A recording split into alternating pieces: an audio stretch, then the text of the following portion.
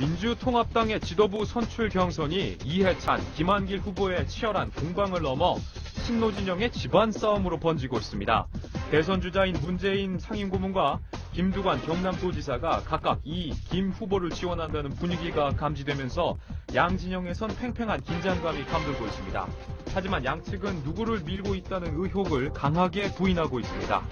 한편 통합진보당 중앙당기위원회는 사퇴를 거부한 이석기, 김재현 당선자의 제명을 서울시 당기위가 심의하도록 결정했습니다. 이번 주 열리는 서울시 당기위는 위원 전원이 혁신파로 분류돼 두 당선자의 제명 결정은 어렵지 않겠지만 두 당선자가 의원 신분으로 바뀐 뒤에는 제명이 어려울 것이란 분석입니다. 자, 윤정구 차장.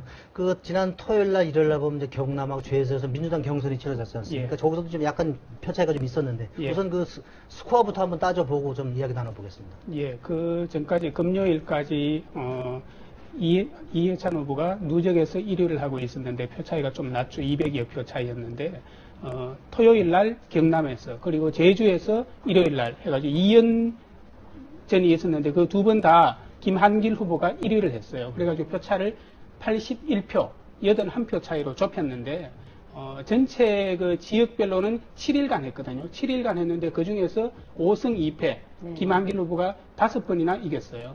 그렇게 해가지고, 분위기는 처음에는 이해찬 대세론 이런 게 좀 많이 갔지만은 분위기는 확실히 대세론이 꺾이고, 야, 이러면 김한길 후보가 1위를 할 수 있는 것 아니냐, 이런 분위기가 좀 달아올랐죠. 예, 그 중에서 보면 경남 지역에서 이제 치러진 그 경선에서 보면 이 지역이 이제 김두관 지사, 지금 예.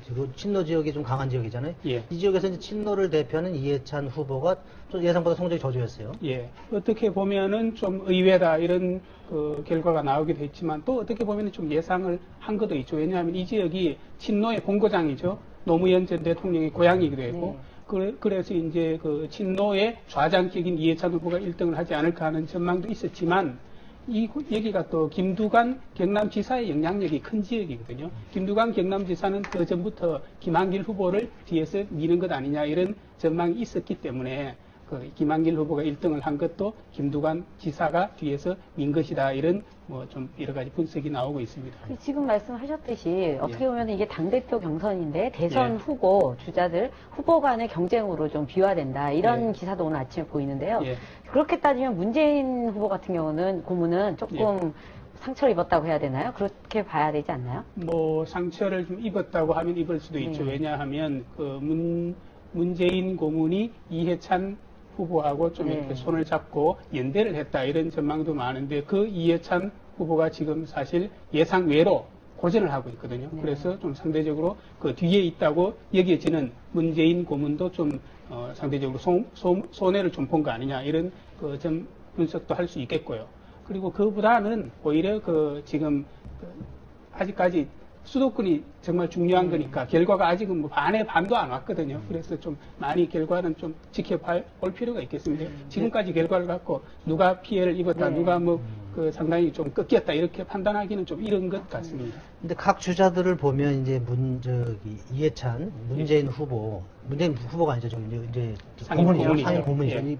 좀 공격하는 양상으로 나타나요. 그래서 이제 반 문재인 전선이 형성된 거 아니냐.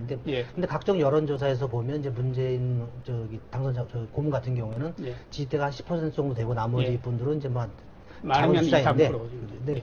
그래서 이제 잘 나가는 후보를 좀 끌어내리는 거 아니냐. 그렇게 보고 있어요. 그렇지만 문재인 상임 고문을 보면 총선 전부터 서서히 좀 지지율이 좀 내려가고 있는 추세인 것은 분명합니다. 그리고 다른 후보들이 조금씩 미미하지만 좀 올라가고 있는 것 아니냐, 이런 추세도 있고요. 그리고 이번 당대표 선거 지역별 경선을 쭉 거듭하면서 특히 이해찬 후보하고 김한길 후보 간에 대리인이 나서가지고 여기 상대편을 향해서 이해찬 후보 측은 김한길 후보의 뒤에 김두관 지사가 있는 것 아니냐, 또 김한길 후보 측은 그러면 그렇게 말하면 이해찬 후보 뒤에는 문재인 후보가 있는 것 아니냐, 이러면서 또 지금 당대표 후보끼리의 싸움이 자기 유력한 대선 주자 간의 싸움으로도 이렇게 비화되는 그런 네, 그 중에서도 보면 이제 나타납니다. 그 김두관 지사가 이제 문재인 후보에 대해서 자꾸 이제 견제구를 많이 던지는 것 같은데 그렇죠. 두 분이 보면 이제 부산 경남이란 지역도 좀 겹치고 또 크게 보면 친노라는 측면에서도 그렇죠. 보면 예. 뭐 그따로 얼마나 친노냐 그럼 이게 강도는 좀 다르지만 크게 보면 친노죠. 예, 그 김두관 지사 입장에서 그렇게 이제 사는 전략, 뭐 선거적 정책인 계산이 좀 있을 텐데 그런 걸 예. 한번 설명해 주고 저는 그것이 이번에 조금 성공했다고 봅니다. 왜냐하면 이번 그